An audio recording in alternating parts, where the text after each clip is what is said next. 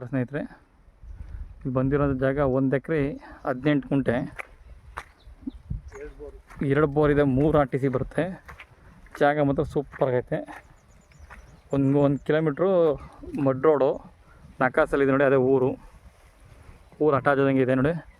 ಇಲ್ಲಿಂದ ಈಗ ಏನು ಜೋಳ ಇದೆ, ಇಲ್ಲಿ ಈ ಜೋಳ ಅದು ಬೇರೆ. ಈ ಮಧ್ಯೆ ತೇವ್ರಿಗೆ ಕಾಣಿಸ್ತಿದೆ, ಇಲ್ಲಿ ತೇವ್ರಿಗೆ ಹಿಂಗೆ ಹೋಗಿ ಅಲ್ಲೊಂದು ಮನೆ ಕಾಣಿಸ್ತಿದೆಯಲ್ಲ, ಆ ಮನೆವರೆಗೂ, ಆ ಮನೆಯಿಂದ ಮತ್ತೆ ಒಂದು ಗೋಡೆ ಕಟ್ಟಿದಲ್ಲ, ಗೋಡೆವರೆಗೂ, ಮತ್ತು ಹಂಗೆ ಒಂದು ಏನು ಆ ಬಾಳೆ ಕಾಣಿಸ್ತಿದೆ, ಆ ಬಾಳೆ ಸ್ಕ್ವೇರಾಗಿ ಬಾಕ್ಸ್ ಆಗೈತೆ.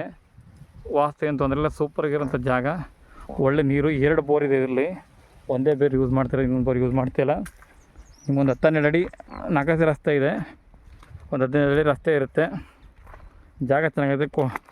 ಮಳವಳ್ಳಿಯಿಂದ ನಿಮಗೆ 24-25 ಕಿಲೋಮೀಟ್ರ್ ಆಗುತ್ತೆ ನೋಡಿ. ಸೂಪರಾಗೈತೆ ಜಾಗ. ಚಾನಲ್ ನೀರು ಸರಿ ಸಿಗುತ್ತೆ, ನಿಮ್ಗೆ ಬೇಕಾದ್ರೆ ಯೂಸ್ ಮಾಡ್ಕೋದು, ಬೇಡ ಇಲ್ಲ ನೋಡಿ. ಅದೇ ಹೈವೇ ಅಲ್ಲಿ ಕಾಣಿಸ್ತಿದಿಲ್ಲ, ಅದು ಹೈವೇಯಿಂದ 3ನೇ ಜಮೀನು. ಆದರೆ 1 ಕಿಲೋಮೀಟ್ರು 3/4 ಕಿಲೋಮೀಟ್ರ್ ಬಳಸ್ಕೊರ್ಬೇಕು. ನೀವೇನಾದ್ರು ಮಾಡ್ತೀನಿ ರೋಡ್ ಅಂದರೆ ಮಾಡ್ಕೋಬೋದು, ಪರ್ಚೇಸ್ ಮಾಡಿ.